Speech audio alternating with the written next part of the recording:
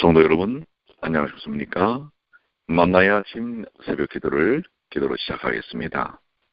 하늘에 계시는 사랑이 많으신 아버지 하나님, 주말을 주님의 귀하신 은혜 가운데 보내고 또 새날을 저희에게 허락해 주셔서 감사합니다.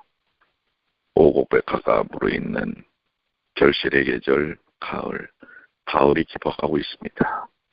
저희의 심령도 주님의 은혜 가운데 잘 익은 열매처럼 익어가는 귀한 시간들이 되게 하여 주시옵소서.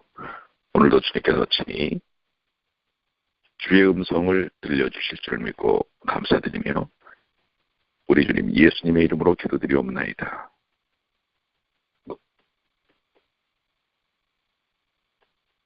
오늘은 데살로니가 후서 3장 10절로 우리 18절까지 이제 데살로니가 후서가 맞춰지는데요.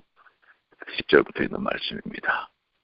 우리가 너희와 함께 있을 때에도 너희에게 명하기를 누구든지 일하기 싫어하거든 먹지도 말라 하라 하였더니 우리가 들은즉 너희 가운데 규모 없이 행하여 도무지 일하지 아니하고 일만 만드는 자들이 있다 하니 이런 자들에게 우리가 명하고 주 예수 그리스도 안에서 권하기를 종용이 일하여 자기 양식을 먹으라 하노라.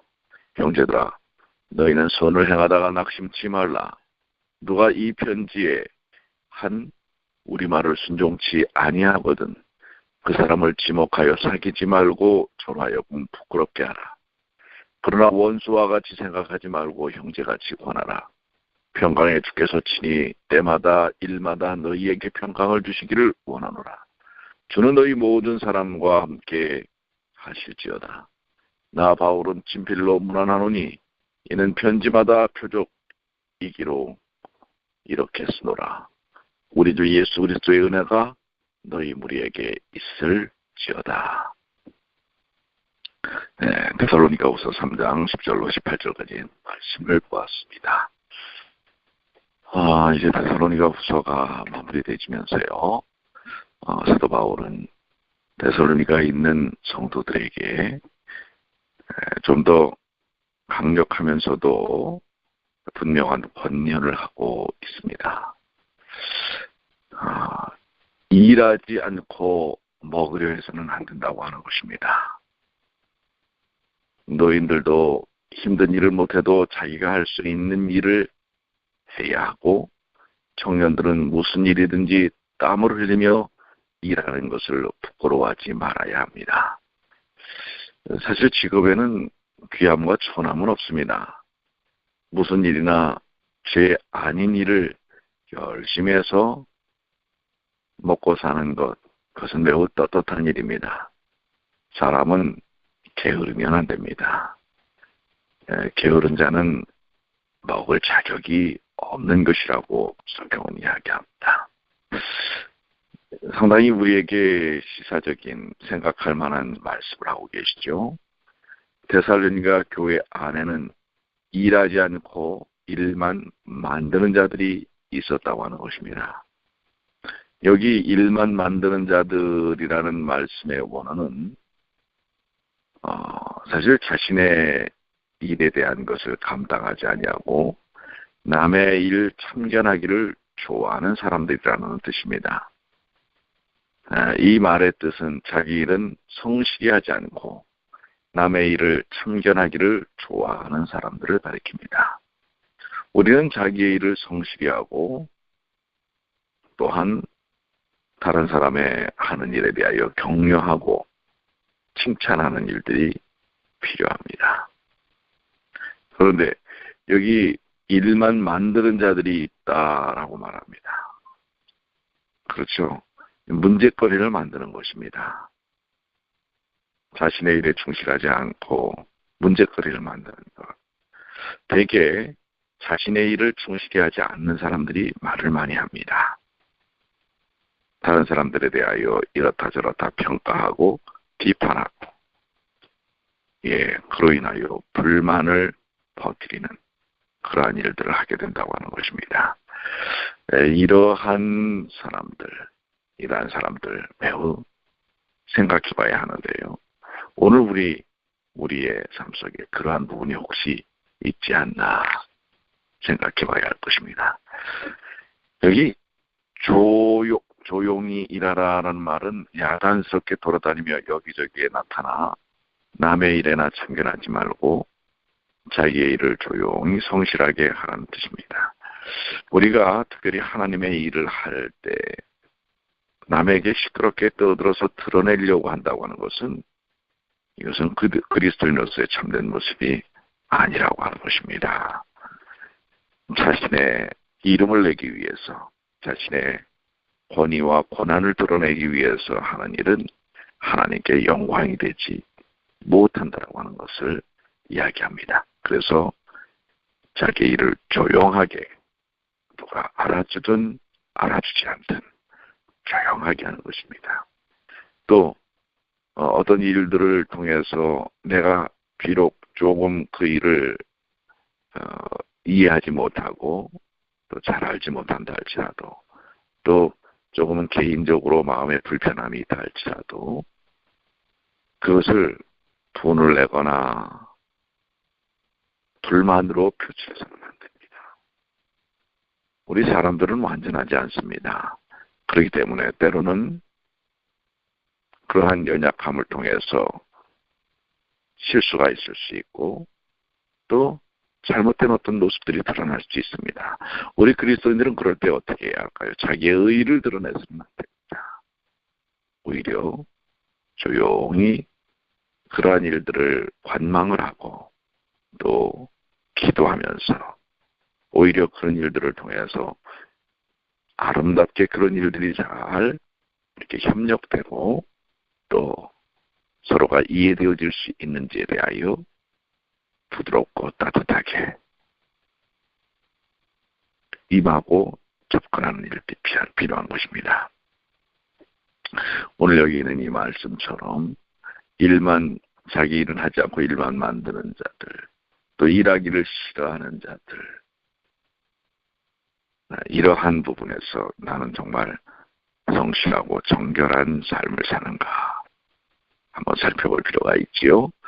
자, 13절로 15절에 형제들아 너희는 선을 행하다가 낙심치 말라. 누가 이 편지에 한 우리 말을 순종치 아니하거든 그 사람을 지목하여 사귀지 말고 저로 하여금 부끄럽게 하라. 그러나 원수와 같이 생각하지 말고 형제와 같이 권하라. 자, 선을 행하다가 낙심치 말라라는 말은 열심히 일하며 사는 사람들이 그렇지 못한 사람들 때문에 낙심하지 말라는 뜻입니다. 갈라디아 6장 9절에 우리가 선을 행하되 낙심하지 말지니 피곤하지 아니하면 때가 이름에 거두리라.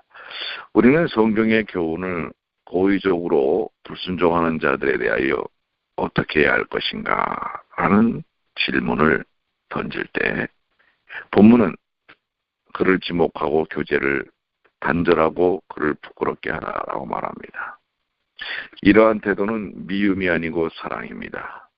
그와 교제하고 그를 인정하면 그들이 깨닫지 못하겠지만 교제를 일단 멈추고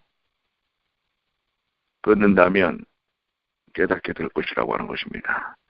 잘못된 행동을 버려두면 하나님의 교회의 기강이 흐려지지만 그것을 지적하고 책망하면 잘 될 것입니다. 그러나 참 이 문제도 쉬운 일은 아닙니다. 그 지적하고 책망하는 것을 받아들일 만한 자질이 있는 사람들은 도움이 됩니다. 그러나 그것을 받아들이지 못하는 사람들은 오히려 더 거기에 대하여 대항하고 불만하고 불평하고 싸우자고 할 수 있는 것입니다. 그래서 상당히 참 지혜가 필요한데요.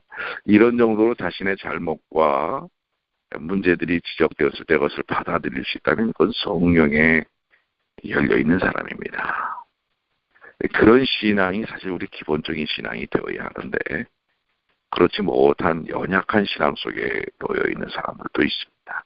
그래서 참 이 문제를 참 지혜롭게 접근할 필요가 있는데요. 우리가 우리의 신앙 속에서 잘못된 것, 그런 부분들을 고치지 않으면 참 안 됩니다. 이 삶에 있어서의 문제들을 잘 변환시키지 않는다면 우리에게 있어서의 영적 발전은 참 쉽지 않지요. 자, 그러나 교회는 또 원칙과 질서가 있습니다. 이런 문제들에 대하여 적절히 처리할 필요가 있고요. 그러나 여기 마지막에 있는 말씀처럼 원수와 같이 생각하지 말고 형제와 같이 권하라. 이러한 형제애로서 문제들을 풀어가는 일들이 필요합니다. 원수로 생각하고 그야말로 이제는 완전히 끝내버리는 것이 아니라 다시금 돌아올 수 있는 기회를, 계기를 만드는 것, 이것은 참으로 중요한 일이라고 생각이 됩니다. 자, 데살로니가 교회도 참 여러 가지 문제들을 오늘날 우리 교회나 우리의 삶 속에서 드러낼 수 있는 여러 가지 문제들을 내포하고 있는 것을 볼 수가 있지요. 사실 사람이 사는 시대나 또한 공간은 비슷합니다. 다 연약한 인생들이기 때문에 가질 수 있는 문제들이 있는 것입니다. 문제가 없어서가 아니라 이런 문제들을 어떻게 하나님의 능력 가운데 말씀 속에서 지혜롭게 해결하느냐, 그것이 더 중요한 문제가 아니겠습니까? 여러분과 저도 연약한 인생들입니다. 그러나 이런 연약한 인생들을 하나님께서 택하셔서 하나님의 거룩한 뜻을 이루시기를 원한다는 사실입니다. 그러기에 교회는 질서가 있고 또 각자의 기능적인 역할이 있습니다. 그 일들을 순전하게 잘 감당하는 일들이 필요한 것입니다. 목사는 목사대로, 장로는 장로대로, 집사는 집사대로, 성도들은 성도대로 각자에게 맡겨진 역할들이 있습니다. 그 역할들을 조화롭게 잘 이뤄내는 것, 어떤 역할이 더 귀하고 덜 귀하고는 없는 것입니다. 모두가 다 소중한 것입니다. 조화롭게 그 일들을 이루어내는 일들이 매우 중요한 것입니다. 오늘도 우리 각자에게 맡겨진 역할, 사명들을 하나님의 능력 가운데서 감당하는 주의 자녀들이 되시기를 간절히 소망합니다. 이제 16절로 18절에 평강의 주께서 친히 때마다 일마다 너희에게 평강 주시기를 원하노라. 이게 바로 바울의 마음입니다. 언제나 하나님께서 그들에게 때마다 일마다 평강 주시기를 원하노라. 사실 오늘날 많은 사람들이 스트레스를 받고 삽니다. 어떤 문제들이, 어떤 숙제들이 발생할 때마다 성결하고 영적인 수준이 있는 삶을 살지 못할 때는 부딪힘이 있습니다. 그 모든 것들에 하나님께서 평강으로 인도하시지 않으면 안 됩니다. 우리는 새로운 도전을 할 때 많은 부담감들을 갖습니다. 그래서 마음이 조급해지고 때로는 부담을 갖고 그렇게 되면 의견들이 갈리게 되고 그게 부딪힘이 될 수 있습니다.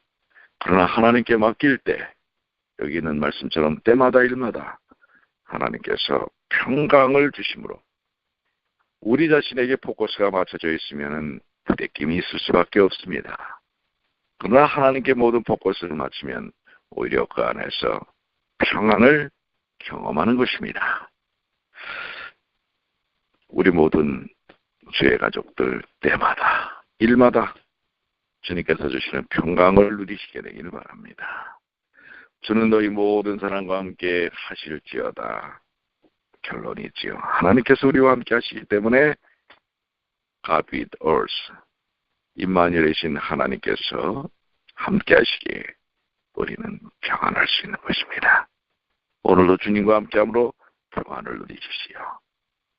나 바울은 친필로 문안하노니 이 편지마다 표적이기로 이렇게 쓰노라. 우리 주 예수 그리스도의 은혜가 너희 무리에게 있을지어다. 하나님의 은혜가 이 편지를 읽는 이들마다 말씀을 보는 이들마다 넘치도록 있기를 축원하는 바울의 소망을 읽을 수가 있습니다. 오늘 우리를 향해서도 넘치는 하나님의 은혜가 함께 하시기를 간절히 축원합니다.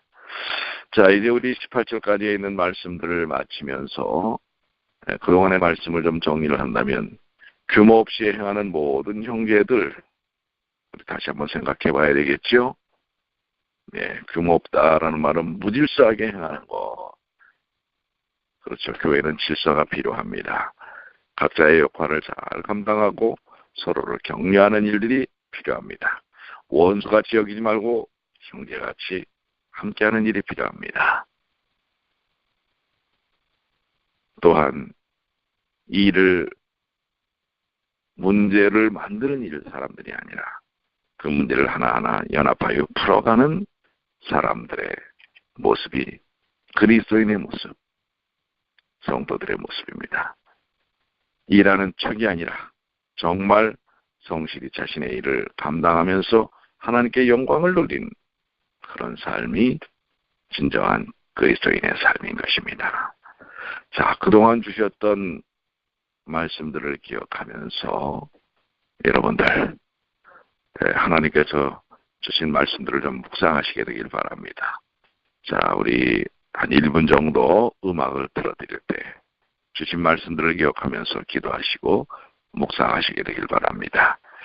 그런 다음에 제가 기도하도록 하겠습니다. 자, 음악이 나가는 동안에 여러분들 주신 말씀들을 마음에 새기고 기도하시는 시간 되시길 바랍니다.